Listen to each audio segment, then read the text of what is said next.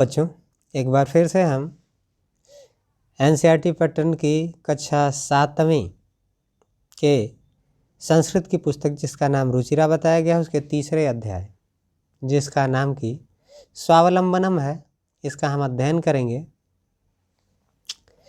दिया है कृष्णमूर्ति श्रीकंठश्च मित्रे आस्ताम श्रीकंठस्य पिता समृद्ध आसीत।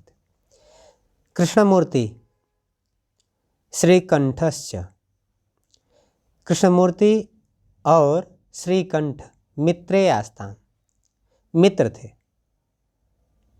मित्रता में थे या मित्र थे, अर्थात उन दोनों के बीच मित्रता थी।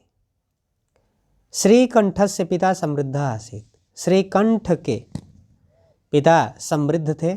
अतः तस्य भवने सर्वविधानि सुख साधनानि आसन, इसलिए तस्य भवने उनके घर में सर्वविधानि सभी प्रकार के सुख साधनानि आसन, सुख साधन थे या सुख के साधन थे।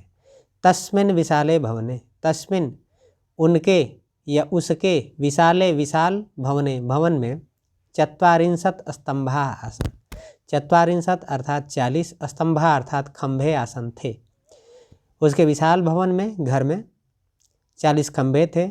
तस्य अष्टादश प्रकोष्ठेषु, उसके 18 कमरों में 50 गवाक्षा,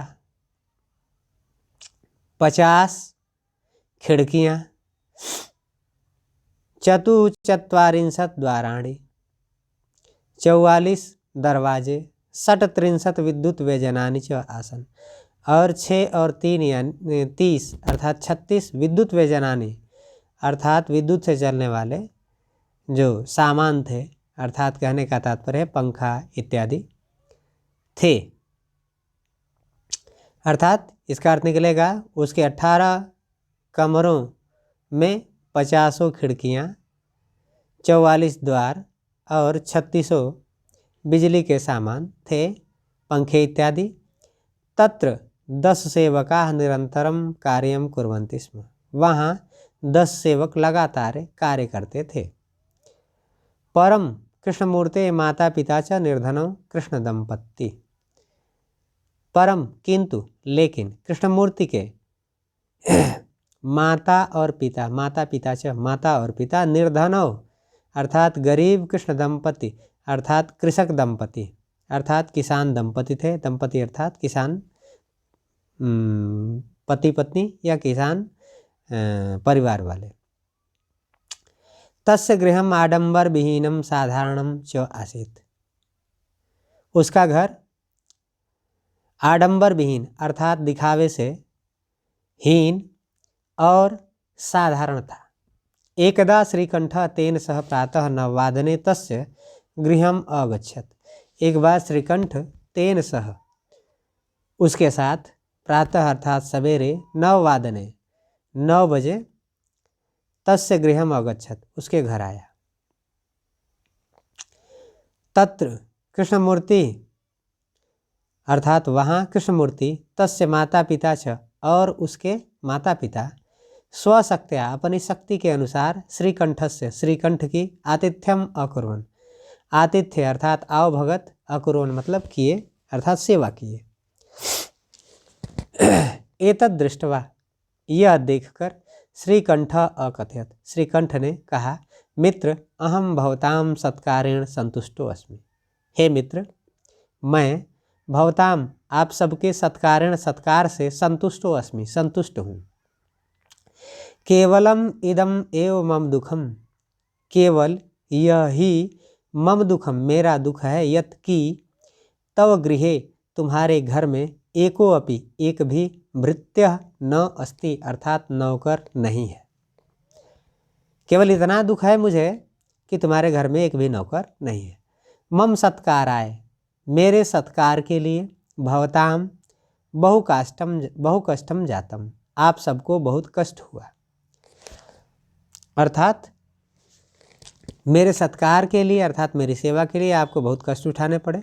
मम गृहे तु बहवः कर्मकराः सन्ति, मेरे घर में तो बहुत से कर्मकरा अर्थात कर्मचारी हैं अर्थात काम करने वाले। तदा कृष्णमूर्ति अवदत्, तब कृष्णमूर्ति ने बोला या कहा, मित्र, हे मित्र, माम अपि अष्टौ कर्मकराः सन्ति, मेरे भी 8 सेवक हैं। कर्मकराः सेवक सन्ति हैं।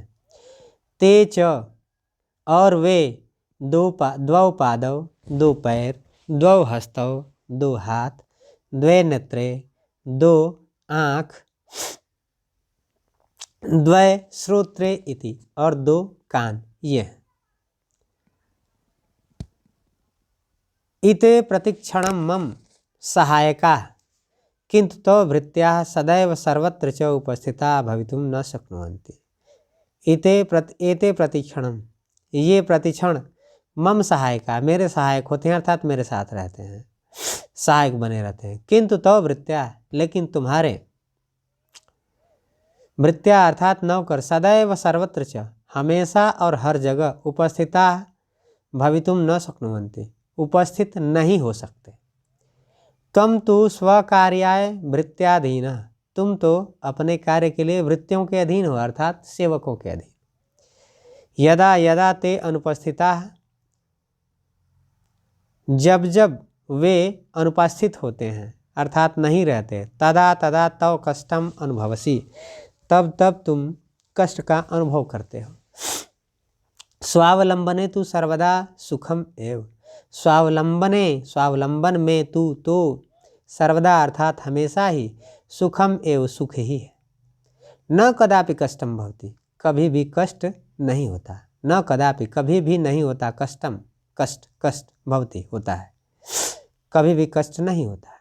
श्रीकंठ अवदत्, श्रीकंठ ने कहा, मित्र, हे मित्र, तव वचनानि श्रुत्वा, तुम्हारे वचनों को सुनकर, मम मनसी, मेरे मन में, महती प्रसन्नता जाता, महान प्रसन्नता उत्पन्न हुई है, अर्थात महान प्रसन्नता आ गई है। अधुना अहम अपि, अधुना मतलब अब, अहम अपि मैं भी, स्वकार्याणि अपने कार्यों में, स्वकार्याणि अपने कार्यों को, स्वयं एव कर्तुम इच्छामि, स्वयं ही करने की इच्छा रखूँगा।